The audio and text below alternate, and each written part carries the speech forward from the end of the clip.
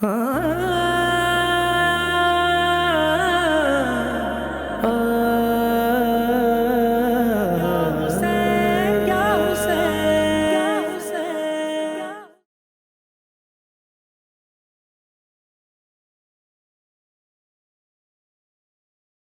باللہ من الشیطان الرجیم، بسم اللہ الرحمن الرحیم۔ السلام علیکم ناظرین، ٹائم ٹی وی کینیڈا سے بطول زہرا پروگرام خطبات اہل حرم لے کر حاضر ہیں۔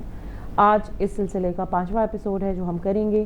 چلیے چلتے ہیں اپنی عالمہ فائزہ زیدی صاحبہ کے ساتھ اور ان سے جانتے ہیں آج کے بارے میں۔ السلام علیکم۔ وعلیکم السلام۔ کیسی ہیں آپ؟ الحمدللہ۔ سب سے پہلے بہت شکریہ اپنا قیمتی وقت نکالنے کے لیے۔ ہم بات کر رہے تھے کل کی ایپیسوڈ میں کہ بی بی جناب زینب نے بازار کوفہ میں جو خطبہ دیا، تو وہ اس کو کنٹینیو اب ہم آج کریں گے، اس کے بارے میں آپ بتائیے۔ اعوذ باللہ من الشیطان الرجیم، بسم اللہ الرحمن الرحیم۔ قرآن مجید میں قہر پروردگار عالم جب عورت کے بارے میں گفتگو کرتا ہے نا، تو اس میں خود پروردگار عالم نے قرآن مجید میں ارشاد فرمایا کہ عورت کی تخلیق اس طرح سے کی گئی ہے کہ وہ جھگڑے کے وقت اچھی طرح بات بھی نہیں کر سکتی۔ یعنی اگر مشکل میں آ جائے، جھگڑے سے مراد یہ کہ ان دا ٹرم آف ٹینشن اور ایگریشن، یعنی ایک صورتحال یہ کیفیت مرد کے ساتھ ہو تو اس کا آپ دیکھیں کہ بیہیویئر ڈفرینٹ ہوگا، لیکن عورت چونکہ کمزور ہے، اعصابی لحاظ سے ایموشنلی ویک ہے، تو اس کا جو بیہیویئر ہے وہ انٹائرلی ڈفرینٹ ہوتا ہے۔ مشکل میں، غصے میں، کمزوری کا وہ شکار ہو جاتی ہے۔ لیکن جناب ثانیہ زہرا کی اگر شخصیت کو آپ بعد کربلا اسٹڈی کرتے ہیں نا، تو ہمارے پاس الفاظ نہیں ہیں اس کیفیت کو بیان کرنے کے لیے کہ کس عظیم حوصلے کا مظاہرہ جناب زینب نے کیا۔ ایک خاتون ہے لیکن لہجہ وہی ہے جو علی مرتضیٰ کا لہجہ ہے، جبکہ میں پہلے بھی عرض کر چکی ہوں کہ دل شکستہ ہے، زخم اتنے ہیں دل پر کہ اگر اس کو کوئی عام انسان اپنے آپ کو وہاں رکھے تو مرد بھی ہار جائے گا، اور مرد میں بھی ہمت و سکت باقی نہیں رہے گی۔ جبکہ جناب زینب کبریٰ ایک خاتون ہیں، خود اسیر ہیں، اپنوں کے پیاروں کے داغ دل پر ہیں، اور مصائب کا سلسلہ ہے کہ تھم نہیں رہا، رک نہیں رہا۔ ہر مشکل کے ہر مرحلے کے بعد اس سے بڑی مشکل، اس سے بڑا صدمہ بی بی کے دل پر آ رہا ہے۔ جہاں پہ ہم نے بات کل روکی تھی، بی بی نے کراہیت والی چیزوں سے ان کوفیوں کو ان کی مثال دی، جیسے غلاظت پہ اگے ہوئے سبزے کی طرح ہو تم، اور ایک عورت کی مردہ لاش کے اوپر پہنے ہوئے زیور کی طرح ہو تم، کہ تمہارے کرداروں سے کراہیت کی جائے، تم اس قابل نہیں ہو کہ تمہیں قیامت تک کوئی عزت کے ساتھ تمہارا ذکر کیا جائے۔ میں پھر اگین ریپیٹ کر رہی ہوں کہ یہ وہ ہیں کہ جنہوں نے غیر جانبداری کا مظاہرہ کیا یا بلا کر وفا نہ کی۔ میرا اور آپ کا کردار کیا ہونا چاہیے، یہ کویسچن مارک ہے، کہ ہم اپنے زمانے کے امام کے ساتھ یہ دعویٰ نہ کریں کہ غیبت میں تو ہر مجلس کے بعد دعائے امام زمانہ، دعائے فرج، اس میں ہم کیا کرتے ہیں؟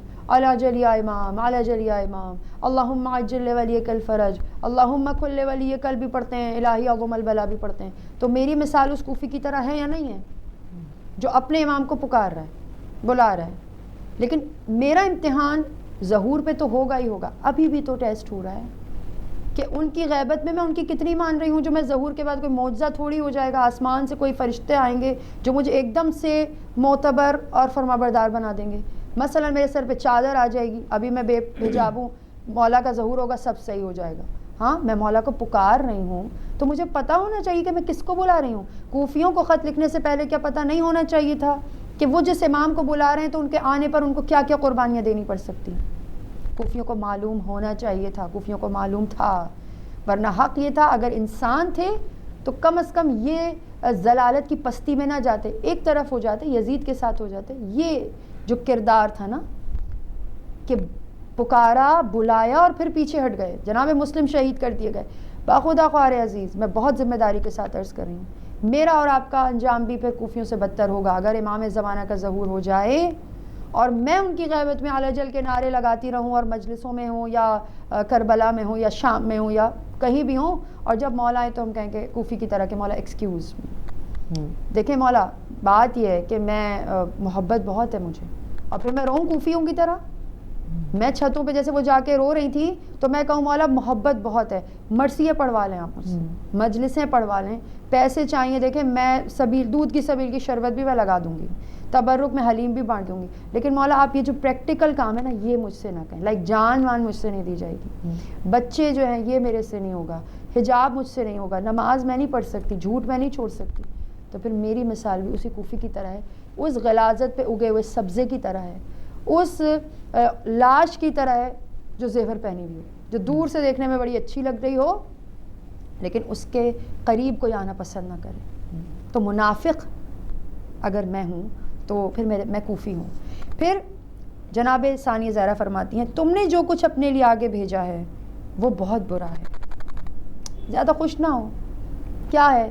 تمہاری عورتیں عزت سے بیٹھی ہیں، ہم اسیر ہوئے، نعوذ باللہ ان ادر ورڈز کہ تم نے ہمیں ذلیل کیا، ہمارے سروں پہ چادریں نہیں ہیں تو زیادہ خوش نہ ہو. اب آگے آپ سنتی جائیے. بی بی فرماتی ہیں جس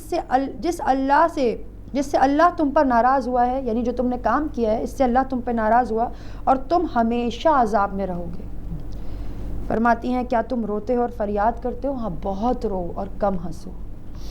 تم ڈیزرو کرتے ہو، یعنی بی بی کہنا چاہتی کہ تم ڈیزرو کرتے ہو، جو تم رو رہے ہو نا تو حق یہی ہے کہ تم بہت رو اور کم ہنسو. فرمایا تم اس آر و ننگ کے مرتکب ہو چکے ہو کہ جس کو تم ہرگز نہیں دھو سکو گے. فرمایا تم کہاں دھو سکو گے اس ہستی کے قتل کا دھبا جو خاتم نبوت اور سرچشمہ رسالت کی اولاد ہے، اللہ اکبر، جو جوانان جنت کے سردار تھے. وہ تمہارے نیک لوگوں کے لیے پناہ تھے، تمہاری مصیبتوں کے لیے امن تھے. تم نے کیا کیا ہے؟ لائک بی بی بتانا چاہ رہی ہیں کہ تمہیں یہ لگا کہ تم اگر حسین کے خط لکھنے کے بعد بلانے کے بعد اس کے اوپر جان قربان کر دو گے تو تمہارے پہ مصیبتیں آ جائیں گی.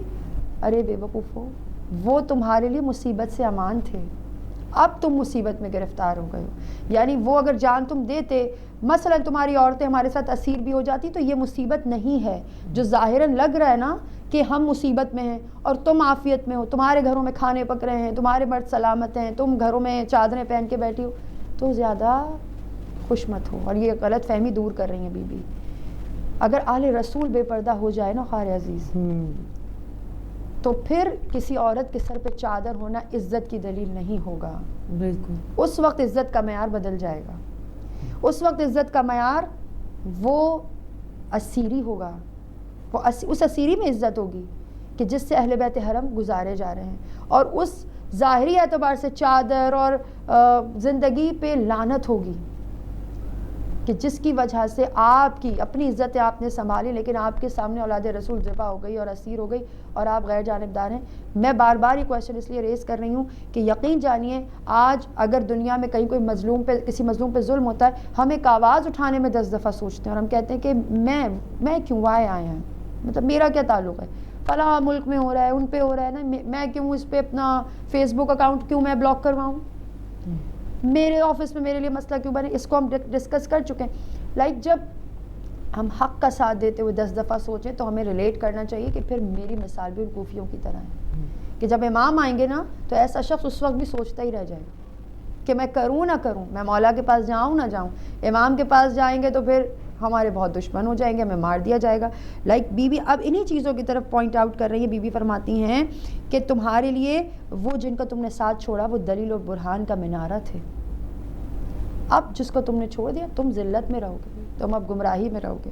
تمہارے لیے سنت اخذ کرنے کے لیے وہ مرجع خلائق تھے. یہ جو سر نو کے نیزہ پہ دیکھ رہے ہو یہ کوئی ہلکی اور معمولی بات نہیں ہے کہ تمہارے ہوتے ہوئے یہ سر کٹ گیا. اللہ اکبر. آج 2024 کے اندر ان خطبات کو ریوائز کرنے کا مطلب فارمیلٹی پورا کرنا نہیں ہے. ان خطبات کو ریوائز کرنے کا مطلب یہ ہے کہ اس وقت کے حسین کے لیے مجھے آمادہ ہونا ہے. کہیں ایسا نہ ہو کہ پھر میرے بارے میں بھی ایسی بات کی جائے جب امام زمانہ کا ظہور. میں بھی انہیں سرکشوں، غافلوں، کوفیوں کے اندر میری اولاد کا بھی خدا نخواستہ شمار ہو. بی بی فرماتی ہیں کتنا برا ہے یہ بوجھ جو تم اٹھائے ہوئے ہو. بے شک. فرمایا رحمت حق سے دور ہو تم نامراد ہوئے ہو اور کٹ جائیں تمہارے ہاتھ، گھاٹے میں رہے تمہارا ہر معاملہ، اللہ کے غضب میں گرفتار رہو، ذلت و خواری تم پہ مسلط رہے. یہ وہ ان ادر ورڈز ہم اس کو اگر اپنی زبان میں کہیں بد دعائیں، ہم کہتے ہیں بد دعائیں دینا بری بات ہے، بد دعائیں نہیں دینی چاہیے. دیکھیے میں کہتی ہوں بڑی آسان سی بات ہے کہ آپ نہ دیں کسی کو بد دعا. نہیں دیتی میں کسی کو بد دعا، لیکن اگر کسی نے ظلم کیا ہے نا، مجھ پہ کیا، میرے بچوں پہ کیا، کسی مومن پہ کیا، آپ پہ کیا، آپ بدعا نہ بھی دیں, خدا کا نظام جو ہے وہ عدالت کا نظام, بالکل ایسے ہی, بالکل وہاں پر تو انصاف ہوگا. بالکل. الٹیمیٹلی آپ برا کریں, آپ کے ساتھ اچھا نہیں ہو سکتا. جبکہ ہم دیکھتے ہیں دعاؤں میں, دعاؤں کے جملے, آپ سیف سجادیہ کی دعائیں پڑھ لیجئے, آپ معصومین کی دعاؤں کو پڑھیے, آپ یہ خود بات کو دیکھیے, جو خدا کا دشمن ہو اس کے لیے یہ جملے کہے جائیں گے. خود قرآن میں سورہ لہب نہیں ہے, ابو لہب کے اوپر خدا کیا لعنت نہیں کر رہا کہ تمہارے ہاتھ, ابو لہب تیرے ہاتھ قطع ہو جائیں. یہاں ہمیں ذہنوں کو کھولنے کی ضرورت ہے, کیونکہ ہم اپنی جہالت کے سبب اتنی پستی میں چلے جاتے ہیں کہ ہم دشمن خدا پر بھی اور ظالم پر بھی ہم لعنت کرنے کے قائل نہیں ہوتے. بی بی فرماتی ہے کوفی و ہلاکت تمہارا مقدر ہو. کیا تم جانتے ہو تم نے رسول اللہ کے کس کلیجے کو پارک کیا اور رسول کے کس حرم کو بے پردہ کیا اور کس خون کو تم نے بہایا ہے اور رسول کی کس حرمت کی حتک کی ہے. تم نے یہ جرم کر کے قبیح مکاری کا ارتکاب کیا ہے. اتنے انوسنٹ نہیں بنو. رو رہے ہو نا, اور آج ہم پہ تمہیں رحم آ رہا ہے. دیکھیں اگر کوئی کسی کو ستائے, ظلم کرے, اور پھر جب وہ روئے تو پھر وہ اس کے لیے ہمدرد بھی بن جائے, پرابلم بھی وہی کریٹ کرے, مشکل بھی وہی دے, اور پھر کھانا دے دیا, پانی دے دیا, تو کیا اس کی وہ اس کی تلافی کر سکتا ہے؟ نہیں. مداوع ہو سکتا ہے اس اذیت کا؟ تو بی بی یہ جو تاریخ لکھی جا رہی تھی نا, تو کہیں لوگ یہ نہ لکھیں کہ وہ تو بہت اچھے تھے, یا ان کے مرد برے ہوں گے, عورتیں تو اچھی تھیں, دیکھو وہ تو رحم کھا رہے تھے, وہ تو صدقے دے رہے تھے. بی بی ان کے چہروں سے قیامت تک کے لیے نقاب اتار کہ مظلوم مت بنو تم, اب ہمارے ساتھ رو کے یہ مکاریاں مت کرو, تو منافق ہو. منافق. ٹھیک ہے, جو ایک فریب کاری ہے اور بہت بڑا حادثہ ہے, جو تم نے کبھی جرم کیا, ایک فریب کاری ہے, یہ بہت بڑا حادثہ ہے. حقیقت کا چہرہ مسخ کرنے کی کوشش بھی, یہ جرم زمین اور آسمان پر حاوی ہے. کیا تمہیں اس بات پر حیرت ہوئی کہ آسمان نے خون برسایا روز عاشورہ؟ بی بی فرماتی ہے آخرت کا عذاب تو اور زیادہ رسوا کن ہے, پھر تمہاری کوئی مدد نہ ہوگی. خار عزیز آپ دیکھیے روز عاشورہ, جب سید الشہداء کا سر اقدس کاٹا گیا نا, تو اس سے آندھیاں چلیں, زمین کربلا میں زلزلہ آیا. ایک لمحے کے لیے شمر ملعون جب سر اقدس کو جدا کر رہا تھا نا, تو یہ گھبرا گیا تھا, کیونکہ ظاہر ہے آپ خود سوچیں کہ اندھیرا ہو جائے, سورج چھپ گیا تھا, مغرب کا وقت نہیں تھا, عصر کا وقت تھا, اس کے باوجود اندھیرا چھا گیا, تاریکی چھا گئی, آندھیاں چلیں, زمین میں زلزلہ آیا. تھوڑی دیر کے لیے گھبرایا, لیکن جیسے ہی اس نے سر اقدس کو جدا کیا اور اس کے بعد کچھ وقت کا تحمل کیا, اور جب یہ دوبارہ سے سارے چیزیں صحیح ہوئیں, تو اس نے نیزے پہ سر کو بلند کیا, سر چڑھایا, اور اس کے بعد چلا گیا. تو بی بی فرمانا چاہتی ہے کہ جو خون کا برسنا, آسمان سے خون برسا, زمین کربلا میں زلزلہ آیا, تم بس اس پہ تعجب کر رہے ہو, تمہیں اندازہ ہے کہ یہ تو کچھ بھی نہیں ہے, آخرت کا عذاب اب تم پہ کیا ہوگا. خیر ہماری بھی یہی حالت ہے, چونکہ فوراً عذاب ہمارے گناہوں کی صورت میں ہم پر نہیں آتے, خدا ہمیں مہلت دیتا ہے. تو ہم تھوڑا بہت اگر کہیں ہمارے دل میں کسی جگہ گناہ کبیرہ یا صغیرہ کر کے ہلکا پھلکا سا خوف پیدا بھی ہوتا ہے, تو ہم تھوڑا سا ڈرتے ہیں, اور پھر ہم جب دیکھتے کہ نہیں ایسا ہو تو کچھ برا نہیں ہوا میرے ساتھ, جھوٹ بولا میں نے, بول رہی ہوں 4 سال سے بول رہی ہوں, 10 سال سے بول رہی ہوں, میں 30 ایئرس کی ہوں تو میں 30 سال سے بول ہی رہی ہوں, ایسا کیا ہو گیا. تو یہ جو خدا کی جانب سے اگر فوراً عذاب نہیں آتا یا مہلت انسان کو ملتی, تو اس سے وہ جری نہ ہو جائے, اس سے وہ بے فکر نہ ہو جائے. بی بی اس جانب ان کا اس خطبے میں اشارہ کر رہی ہیں, اور ان کو توجہ دلا رہی ہیں کہ ابھی تو ابتدا ہے, ابھی تو کچھ سمجھو کہ کچھ ہوا ہی نہیں ہے, تمہیں خون کے برسنے پر ہی حیرت کر رہے ہو, تم دیکھنا کہ آخرت میں تمہارے ساتھ کیا ہوگا. بی بی فرماتی ہیں کہ تمہیں جو مہلت ملی ہے اس سے تمہارا بوجھ ہلکا نہ ہوگا, اللہ کو جلدی کرنے کی ضرورت نہیں ہے. فرماتی ہیں نہ انتقام ہاتھ سے نکلنے کا اس کو خوف ہے کہ انتقام لینے میں دیر ہو جائے گی, موقع نکل جائے گا. فرمایا کہ تمہارا پروردگار تمہاری گھات میں ہے. اوفو, بھئی ہمارے ساتھ کوئی برا کرتا ہے تو ہم چاہتے ہیں, نیچرلی فطری طور پر ہماری یہ کیفیت ہوتی ہے کہ جلدی سے میں اس سے بدلہ لوں اور موقع نہ نکل جائے.